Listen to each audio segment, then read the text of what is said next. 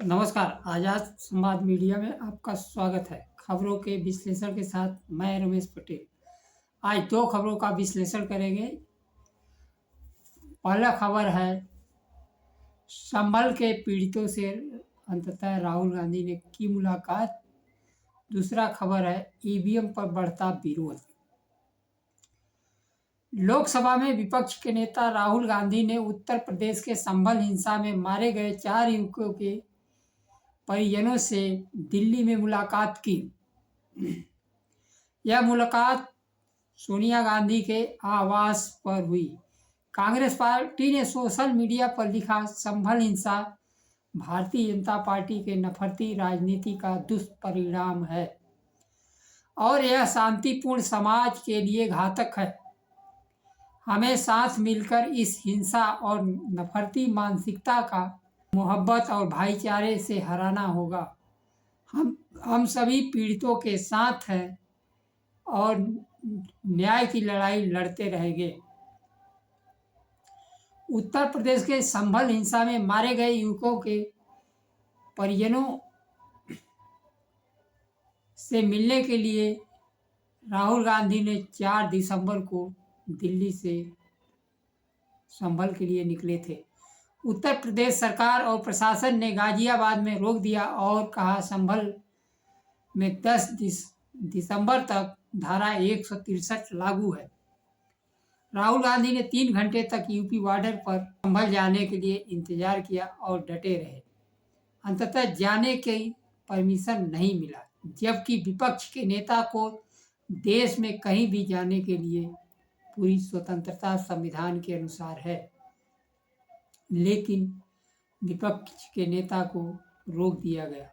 संभल में 24 नवंबर को कोर्ट के आदेश पर जामा मस्जिद में सर्वे के दौरान हिंसा भड़क गई थी, जिससे गोली लगने से 4 मुस्लिम युवकों की मौत हो गई थी तथा कई गंभीर रूप से घायल हो गए थे। बेशक राहुल गांधी को संभल जाने से रोक दिया गया, लेकिन पीड़ितों के सहयोग से दिल्ली में मुलाकात संभव हो सकी।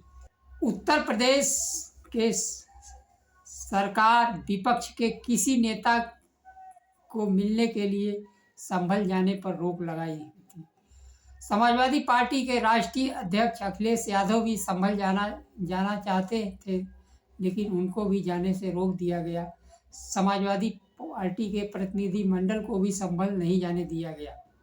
यह अंततः राहुल गांधी पीड़ित परिवार से मिलने में सफल हो गए, जिससे पीड़ित परिवार की भी महत्वपूर्ण भूमिका रही। अगर आप पर कोई समस्या है, संकट है, तो आपको भी कुछ न कुछ करना पड़ेगा। अगर विपक्ष के नेता को सरकार नहीं जाने दे रही है, तो आपको चलना होगा, अपने समस्या का समाधान के लिए, न्याय पाने के लिए निकलना होगा। पीड़ित परिवार के परिजन राहुल गांधी प्रियंका गांधी से मिलकर आप बीती बताई। यह मुलाकात अपने में स्वयं रास्ता बनाने होगा। उत्तर प्रदेश के पूर्व मुख्यमंत्री अखिलेश यादव संभल मुद्दे को बराबर उठाते रहे और उन्होंने कहा कि यह चुनाव में धांधली से मोड़ने के लिए संभल घटना कराई गई।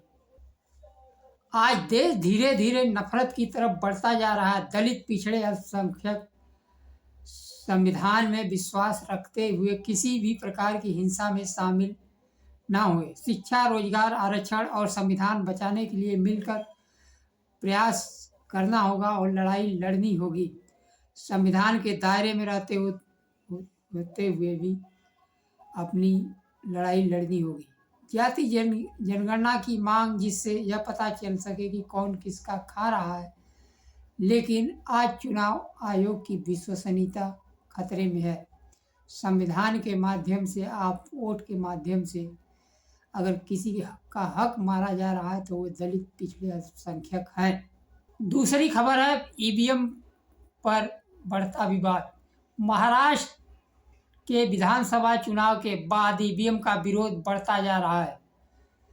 चुनाव नतीजे को न तो विपक्षी दल हजम कर पा रहे हैं और न ही मतदाता।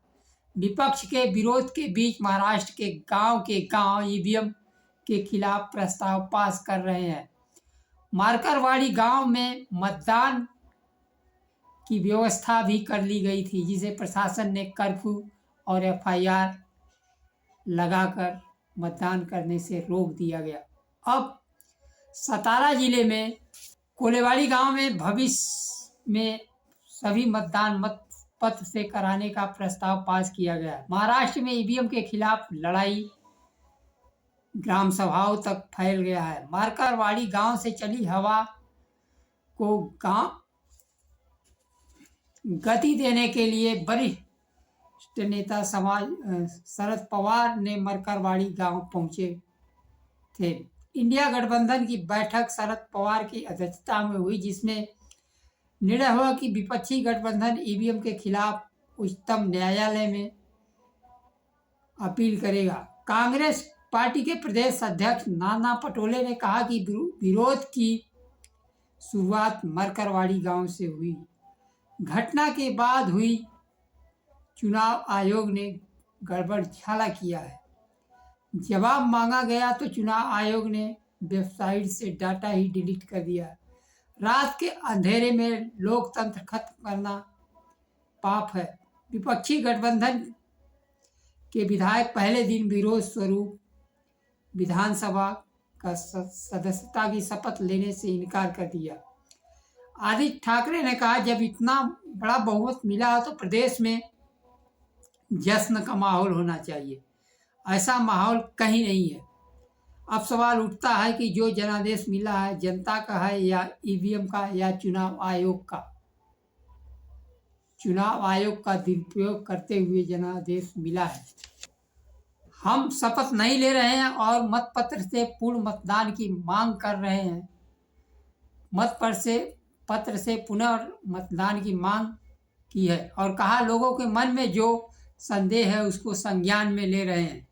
चुनाव आयोग तो संज्ञान में नहीं ले रहा है, लेकिन राजनीतिक दल चुनाव आयोग का काम कर रहे हैं। अगर मतदाताओं के मन में संदेह है तो उसको दूर किया जाना चाहिए। मतपत्र से वोटिंग कराया जाना चाहिए ताकि चुनाव आयोग पर भरोसा बनी रहे। आज चुनाव आयोग पर लोगों का विश्वास उठता जा रहा है। लगभग 75% लोग चुनाव आयोग को अविश्वसनीय मान रहे हैं, एक सर्वे के अनुसार।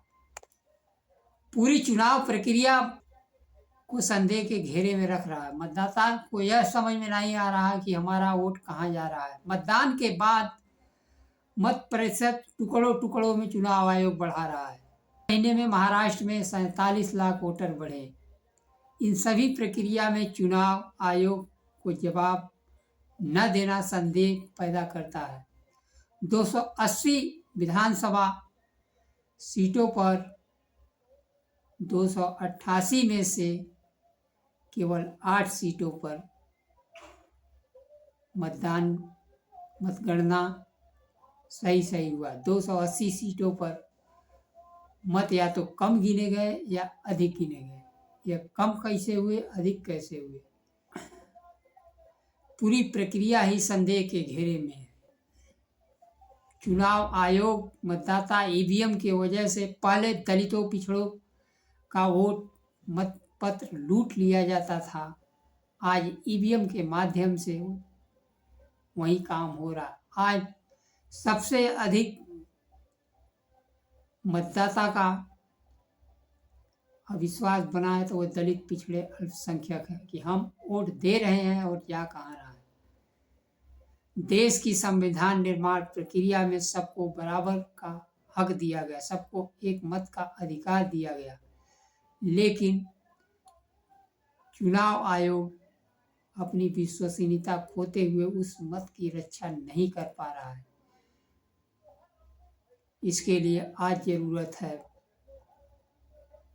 मतपत्र के माध्यम से चुनाव कराना, जिससे मतदान प्रक्रिया पर लोगों का विश्वास बहाल हो सके।